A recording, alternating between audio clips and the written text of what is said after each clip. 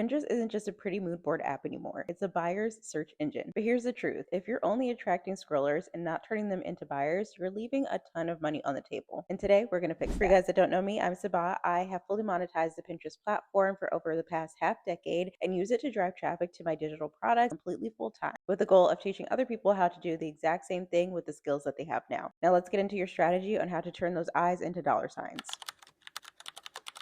Most of you watching this are probably pinning like it's Instagram, posting random graphics, maybe even some cute quotes, photos and collages of other creators' aesthetic content, and then wondering why traffic doesn't convert. But that's the mistake, and we're going to fix it. Pinterest doesn't reward random, it rewards strategy. Now, before you get scared, strategy doesn't have to mean anything intense. It just means posting with a purpose. The first step is understanding scroller versus buyer mindset. A scroller is someone who's just looking for inspo. They're pretty casual, but a buyer, they're intentional. And the thing is, Pinterest users are already primed to buy, but a lot of times you need to trigger that in order to get them off of the platform. Studies show that people actually come to the Pinterest platform with their wallets open, searching for solutions. The problem is, if your pin doesn't make that solution clear, they will scroll right past. Now, the way that we need to fix that is by creating clarity within our pins. A lot of times with these aesthetic images, they're just pretty posts and people save them to their boards without going back to them. We need to let the user know that we have a product that ties into what it is that they're scrolling in the first place. So for example, if you are a fashion creator and you're doing affiliate marketing, if you're just posting pictures of your jeans flat laid on your bed, that's not showing the user why it is that they need the product. You need to create captivating pins that trigger their buyer mindset and also provide a solution within your content so that it's a no-brainer to purchase from you. Talk about how they fit, talk about the wash of them, talk about how you can dress them up or dress them down. These are things that trigger a buyer mindset and turn them simply from scrolling to realizing that they need the product it is that you yourself are recommending. Now, the missing piece is most people's strategy. This is where so many creators mess up because they're focusing on the aesthetic and not the intent behind the pin. Your pins need to be designed with clarity. They need clear titles, a clear call to action, and a funnel behind that. Now, when I say funnel, don't get stressed out. A funnel is a place that consists of 1 or 2 simple steps where you're able to provide a little bit more value about what it is that you're recommending when you got the user to click off of the Pinterest platform. A funnel can be anything from a landing page to a blog site to even a retarget to a social media platform or even a YouTube video. I have a collection of your pre-made funnel templates within Pinterest Prosperity, along with your video education on how to get in front of these consumers in the first place. So if you want to grab that, it's right in the description box below.